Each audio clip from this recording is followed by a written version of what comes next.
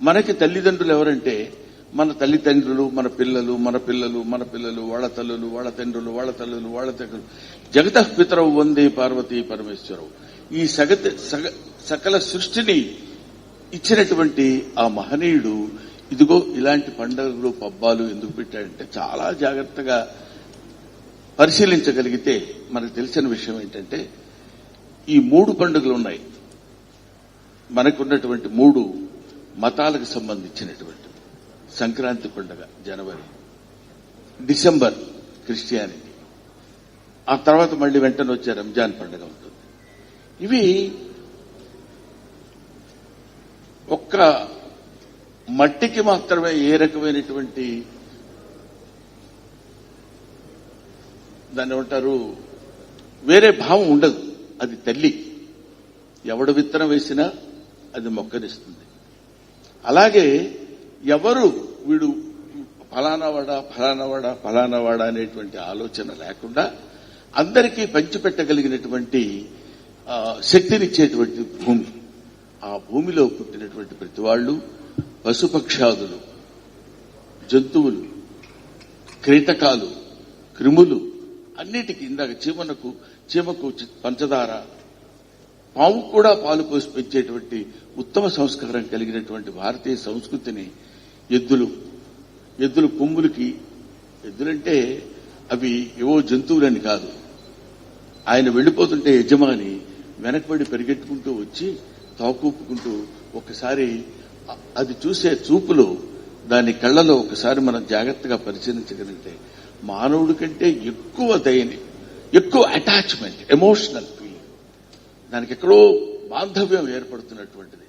అటువంటి జంతువుల్ని ఏ రకమైనటువంటి కుల మత వ్యవస్థలు లేకుండా ఇంటికి రంగులేసేవాళ్లు, ఇలాంటి ఇంట్లో పనులన్నీ చేసే వాళ్ళందరినీ కలిపి ఒక చోట నిలబెట్టి చేయించేటువంటి పండుగ సంక్రాంతి పండుగ. ఈ సంక్రాంతి అంటే ఇందాక సంక్రాంతి గురించి అందరూ సంక్రాంతి ఏంటి, భోగి ఏంటి, కనుమ ఏంటని ఆయన చెప్పారు. ఇలాగా ఒక్కొక్కళ్ళు ఒక్కో రకంగా ఎవరు చెప్పినా హాయిగా ఉండటం పండుగ, అందరం కలిసి ఉండటం పండుగ, అందరి ముఖాల్లో ఆనందం చూడటం పండుగ. అందుకని నేను ఇందాక చెప్పాను కదా, ఆయన చెప్పింది ఇది, ఆయన చెప్పింది ఇది, ఆయన చెప్పింది ఇది అని చెప్పాల్సి వస్తుంది. మరి ఏం చేయమంటారు చెప్పండి? ఏమన్నా ఒకటేరా వదిలితే చెప్పొచ్చు. ఎవరికైనా మా అమ్మాయి ఇదిగో ఈ పని చేస్తుంది, మా అబ్బాయి ఈ సేవ చేస్తున్నాడు, వీళ్ళందరూ తర్వాత ఉన్నా లేకపోయినా తరతరాలుగా ఉండిపోయేది మా నాన్న నాకు చెప్పింది ఏంటంటే, ఒరే నువ్వు తిన్నది నీకు మిగలదు నాన్న, నువ్వు పెట్టిందే నీకు మిగులుతుంది అని. అంటే మనం తిన్నది ఏ రకంగా అయినా బయటికి వెళ్ళిపోతుంది, కానీ మనం పెట్టింది మాత్రం చిరస్థాయిగా మనకు ఉండిపోతుంది అనేటువంటి విషయాన్ని ఇప్పుడు ఈ విధంగా చెప్తూ ఇంత అద్భుతం వంటల గురించి చెప్పారు. అన్ని అప్పుడప్పుడే కొత్తగా వస్తున్నటువంటి కొత్త బియ్యం, వాటితో పాటు చేసేటువంటి వంటలు అవే అరిసెలు అని చెప్పాడు ఆయన. అది వాళ్ళ భాషలో నిప్పట్లు. అక్కడ ప్రాంతీయానికి సంబంధించినటువంటి భాషలే తప్ప ఇక్కడ ప్రత్యేకమైనటువంటి వంటలు చేసుకుని తినడం అనేది. సంక్రాంతి పండగ గురించి ఒకే ఒక మాటలో చెప్పాలంటే పరమేశ్వరుడిచ్చినటువంటి ఏకైక అవకాశం మనందరం కలిసి ఒక చోట కూర్చుని ఒక దగ్గర ఆనందంతో గడిపేటువంటి అద్భుతమైన క్షణాలు.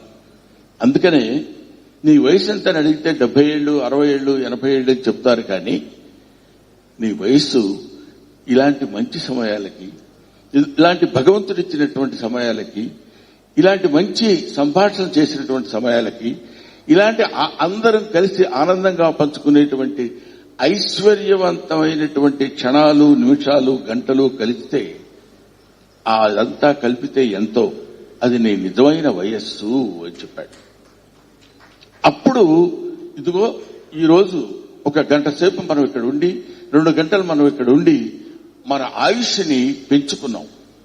అటువంటి ఆయుష్ పెంచడానికి ఇదిగో సంక్రాంతి పండుగ రోజు ఊళ్ళకెళ్ళండి. జననీ జన్మభూమి ఇచ్చారు, స్వర్గాదపి గరియేసి అంటాడు. స్వర్గం కంటే గొప్పది మూలాలకు వెళ్ళాలి. మూలాలకు వెళ్ళాలనే పదం ఉండం, మనం పుట్టి పెరిగిన ఊరు అనే పదం ఒక మాట అర్థమైనా మనల్ని పెంచినటువంటి, మనకి జన్మనిచ్చినటువంటి ఆ ప్రదేశాలకు ఒకసారి వెళ్లి ఆ మట్టిని ముట్టుకుని ఆ పొట్టిని ముద్దాడి దానిలో ఉన్నటువంటి ఆనందాన్ని పొందగలిగినటువంటి ఒక అద్భుతమైనటువంటి ఈ రకమైనటువంటి ఈ పండగని ఇలా చేసి వీళ్ళందరికీ ఇలా పంచి ఆనందాన్ని పంచాలనేటువంటి సదుద్దేశము కలిగినటువంటి రజిత భారతి కాదు, స్వర్ణ భారతి, బంగారు భారతి.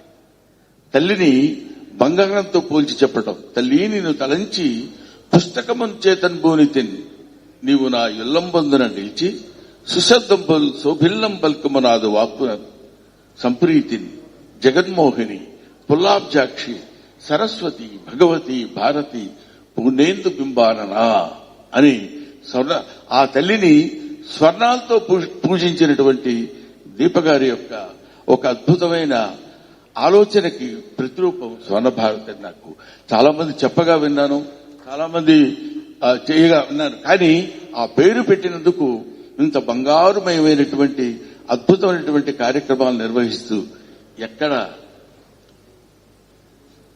వేర్ దెర్ ఆర్, ఎలా చెప్పాలంటే అది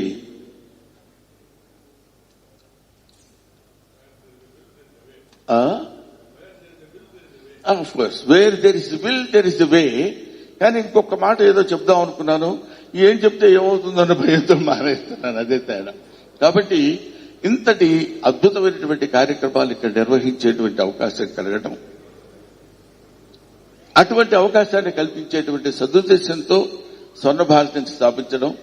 ఈ స్వర్ణ భారతికి ఈ సంవత్సరం ఇక్కడ భోజనానికి సంబంధించినటువంటి విషయం మొట్టమొదటిసారి వీరు నిర్వహించేటువంటి ఈ కార్యక్రమంలో మొట్టమొదటి ముద్ద ఆరగించేటువంటి అవకాశం వెంకయ్యనాయుడు గారి కలగటం, ఇది చాలా ఆనందకరమైన విషయం.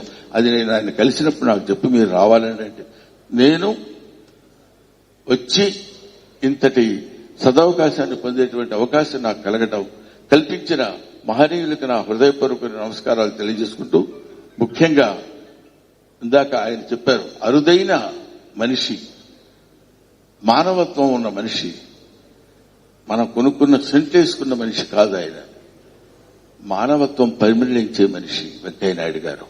ఆయన నిర్వహించేటువంటి ఈ కార్యక్రమానికి నేను వచ్చి మిమ్మల్ని మీతో కలుసుకుని ఈ ఆనందాన్ని పంచుకునేటువంటి అవకాశం నాకు కలిగినందుకు మనస్ఫూర్తిగా మీ అందరికీ నా హృదయపూర్వకమైన కృతజ్ఞతలు తెలియజేసుకుంటూ సెలవు తీసుకుంటున్నాను. నమో నమః, నమో నమః, నమో.